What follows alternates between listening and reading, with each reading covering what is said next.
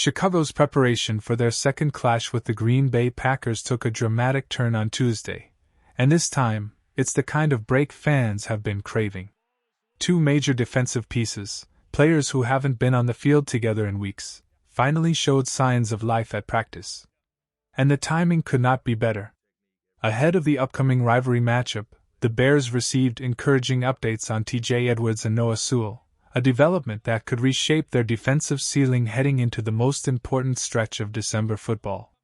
With the Packers gaining momentum and returning key contributors of their own, Chicago needed a spark, and they might finally have it.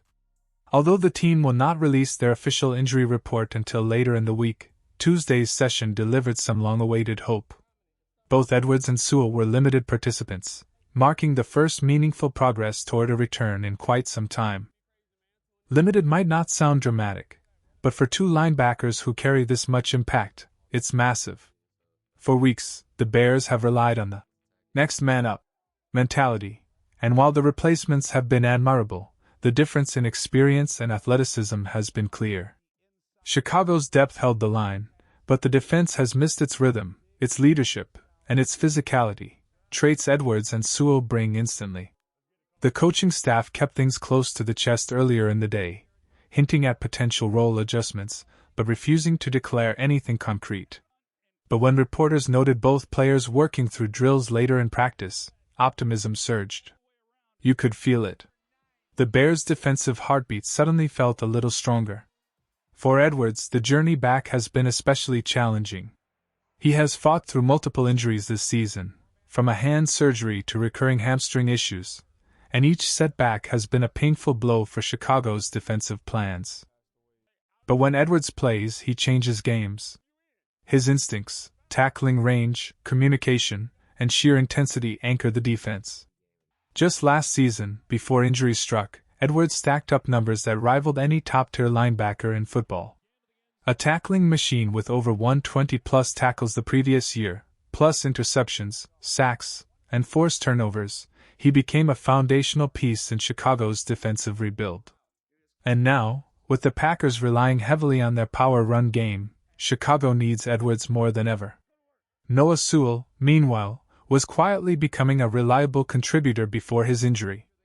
Not a superstar yet, but a strong, physical presence who seemed to be getting more comfortable each week. His absence forced young depth players into oversized roles, and while they battled admirably, the growing pains were obvious. Getting Sewell back restores stability, and gives Chicago much-needed rotation flexibility. Both linebackers returning at the same time? That's not just good news. That's season-shaping news. And it couldn't come at a more crucial moment. Green Bay enters the matchup leaning on one of the league's toughest runners, a player who thrives on wearing down defenses. If Chicago wants to slow him, if Chicago wants to win at Lambeau, they need every weapon available. Edwards and Sewell are two of the most important ones. While Edwards and Sewell work their way back, Chicago's depth players deserve real credit for keeping the defense afloat. Young linebackers like DeMarco Jackson, Amen Ogbongbemiga, and Ruben Hippolyte stepped in under pressure and refused to break. They weren't perfect, nobody expected them to be, but they delivered toughness, communication, and effort when the team desperately needed bodies. Jackson has piled up tackles in bunches. Amen has shown sharp instincts in coverage. Hippolyte flashed explosiveness before suffering an unfortunate injury. These fill-ins kept Chicago competitive, even as the defensive rankings took a statistical hit. The numbers don't tell the whole story, not even close. Chicago still leads the league in takeaways, a testament to the playmaking ability spread across this defense. They feature Pro Bowl-caliber talent in the secondary, including players who currently sit at the top of the NFL in interceptions and turnovers created. This defense might not rack up the lowest yardage totals, but it punches harder than almost any unit in football when it matters most. But stopping Green Bay this week will require everything Chicago has. Not only is Josh Jacobs having another powerful season, pounding defenses with nearly 200 carries and double-digit touchdowns, but the Packers may also be welcoming back another dangerous running threat, Marshawn Lloyd, the former third-round pick who just had his IR window opened. Lloyd is explosive. Lloyd is physical. Lloyd is exactly the kind of runner who can turn a missed tackle into a 30-yard gain. At USC, he averaged more than 7 yards per carry. His college tape is loaded with broken tackles, bursts through gaps, and violent finishes. Add in a 4.4 range 40-yard dash and a 36-inch vertical, and you're looking at a powerful athlete who plays with momentum. Pair him with Jacobs, and Green Bay's backfield becomes a two-headed problem that demands discipline from every Chicago linebacker. This is why Edwards' returning is so critical. This is why Sewell's size and strength matter. This is why Chicago's defensive line, especially players like Jervin Dexter and Austin Booker, must rise to the occasion. If the linebackers play clean, the linemen get more opportunities, and the secondary can do what it does best, attack the football.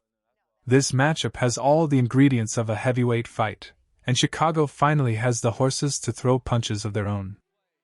Before we continue, if you're enjoying this breakdown and you want more daily Chicago Bears updates, injury alerts, film analysis, breaking news, and rivalry week coverage, make sure you tap the like button and subscribe.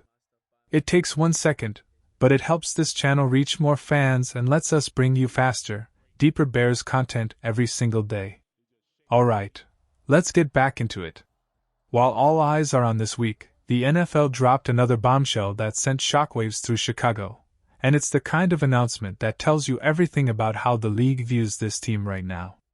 The Bears' Week 16 matchup against the Green Bay Packers, the rematch at Soldier Field, has been flexed to a Saturday night primetime kickoff. Under the lights. On national television. The stage every player dreams of. Saturday, December 20th, 7:20 p.m. Central Time. National audience.